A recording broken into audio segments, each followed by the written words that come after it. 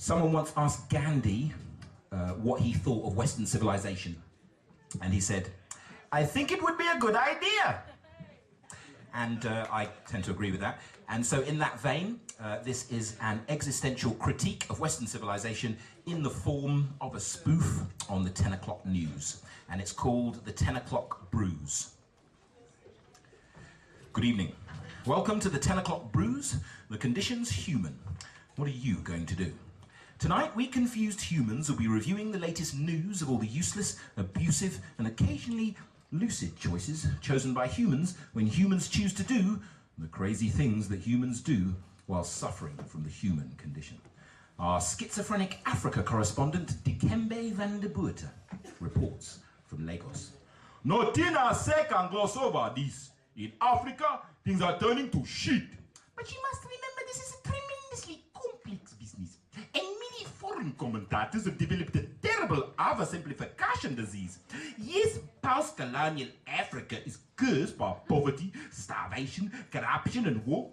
But all of these things were going on in Africa before. All I'm saying is that the problem is deeper than just the legacy of colonization and institutionalized racism. The problem is in the hearts and minds of the people as much as the geopolitical situation. Thank you, Dikembe. Worrying news there from the cradle of hominid migration. You're watching the 10 o'clock Bruise. The condition's human. What are you going to do? Our Middle Eastern correspondent, Zebediah Morfai Mali, reports from Palestine. Greetings, brethren and sis Jane. One love to the conquering line of the tribe of Judah. Sources suggest that the political and military powers are the pretty fucking far from United Nations. Seek to dictate to the oil and heroin-rich nations of Islam through Machiavellian legislation, lobbied by multinational corporation, enforced by CIA operation, and leveraged by Israeli-Palestinian conflict negotiation procrastination. Meanwhile, some of Allah, Mullah, and Ayatollah seek a return to the days of female slavery by sanctioning pedophilia enabling arranged marriages daily, alongside head choppings and honor killings and school bus bombings in reaction to Israel's cuckoo's egg terrorism of is you is or is you ain't belonging. The Holy Land beareth you rights, creating more and more wrong. Zebediah, Morfai Mali, 10 o'clock Bruise, West Bank. In other news from the Middle East, a British soldier blown to bits in Basra by a baby-bound booby trap loves playing soldier so much he can't wait to get patched up and go back. And in Iraq, a World Bank executive and loving father of three sociopath is caught carrying counterfeit corporate reconstruction economic debt traps. And in Afghanistan, the Taliban have now institutionalized, long-bearded, Ramadan syncopated date rape attacks. You're watching the 10 o'clock Bruise. The condition's human. What are you going to do? Terrible reports there of more human stupidity and cruelty from the cradle of Western civilization. Here to tell us what's happening at home, Timothy, Oxford, Cambridge. Well, Paradox, big news here today, of course, is the viral voodoo voting cult of ritual public humiliation that makes the X Factor and Strictly Come Dancing such gripping entertainment. Just what we need to keep our minds off our mortgage payments. Yes, indeed. How lucky we are to have Simon Cowell leading this great nation. But tell me, Timothy, any news of anarchy in the UK? Well, today in Erith, a fat, lazy, binge-drinking, asbo-dodging chav happy-slapped her way onto YouTube.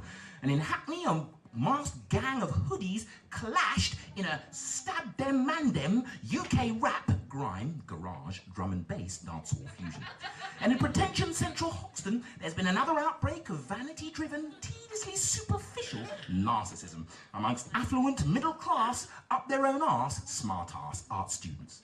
But reports suggest that super-rich, my wag's a bitch, spit-roast-loving professional footballers are disappearing up their own arse faster than Heat magazine-reading, celebrity-obsessed reality TV phone-in callers. But unfortunately, the postmodern, countercultural, alternative conspiracy hippie party have stated on their Facebook pages that they're still attempting to solve the problem at the same level of awareness at which it was created.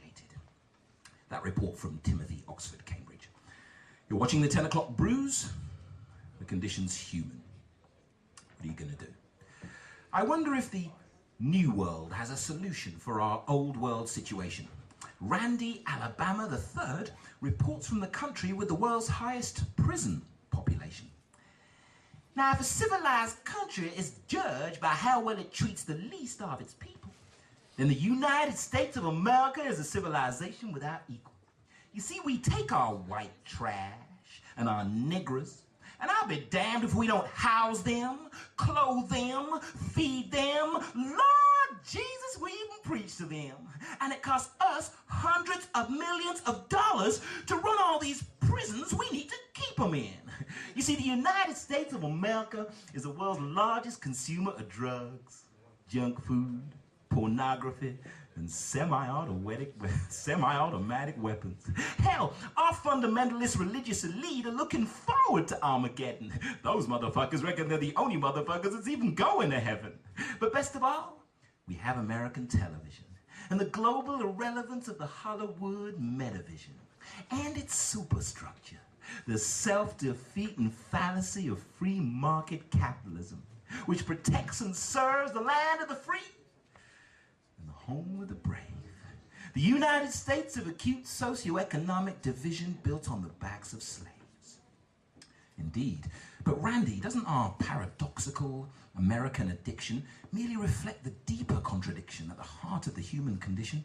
Surely our absurd, death-denying death wish and habitual self-destructive self-delusion merely symbolizes the conundrum at the heart of our cultural evolution. Hell no! Thank you, Randy. You're watching the 10 o'clock Bruise. The condition's human. What are you going to do? I'm joined now by Professor Roderick Dogma, a selfish gene advocate and chairman of the Royal Society of Atheists. Professor Dogma, what does science have to say about the human condition? Well, first we have to jolly well get rid of all this ridiculous God delusion. For God's sake, science has proven there's no need for God because God's job could have been accomplished solely by the process of evolution. All these primitive fools who believe in a higher power are just confused. We simply must stop teaching our children primitive superstitions which contradict scientific truth. Belief without supporting evidence is blind faith, and it makes me hit the roof. We must base our lives on proof. And when it comes to proof, science rules the roost. Well, yes, it does, Professor Dogma, when you're referring to the world of physical matter. But in the psychological world of human experience, surely the materialist mold is shattered. No, do try to keep up. Thoughts and feelings are merely epiphenomena. Only the physical body is real. Consciousness is just neurons firing in the brain, as is everything we think, do, and feel. With respect, Professor Dogma, aren't you guilty of confusing the facts for your own opinion, which is rather disingenuous given your claim to know truth's true dominion? Yes, science is the gold standard when it comes to measuring and manipulating physical reality, but the multiple dimensions of a human being are a complex, holistic plurality. So when the question is, how are we to live, or how can we fulfill our potential, then scientific truth is superseded by truths that are paradoxical and existential. Well, I suggest to you, Professor Dogma, that if somebody's delusional belief in God nevertheless helps them to be a kinder, more productive and collaborative person, then your arrogant denunciation of faith per se begins to look like bigoted, narrow-minded aversion. Well, I suggest to you, Professor Dogma, that your fundamentalist belief in atheism not so different from that of a fundamentalist Muslim or Christian. Well, I'm sorry, Professor Dogma, but we're running out of time and I have to say goodbye. It seems there's more to the human condition than can be seen with a scientific eye. You're watching the 10 o'clock Bruise. The condition's human. What are you going to do? Finally tonight, I'm joined by non-dual philosopher poet and Rasta Zen master, Ja Roots Kobayashi. Master Kobayashi, what does Zen have to say about the human condition?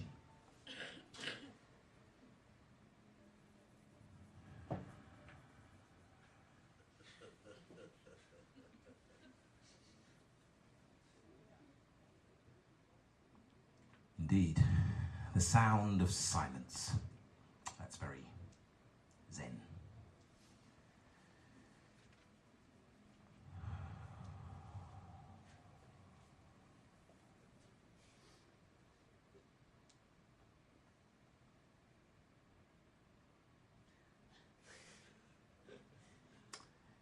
Quite.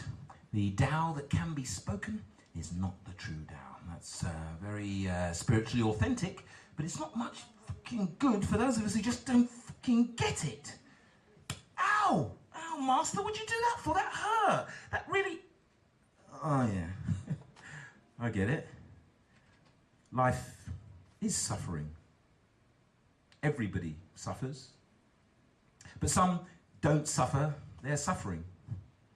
They use it instead. They use it to learn and to grow and to love and to inspire and to serve. Thanks for that kick up the arse, Master. You've been watching the 10 o'clock Bruise. If you're suffering from the human condition, we recommend you find a use. Because with all the suffering in the world, maybe that's the least we can do. Good night.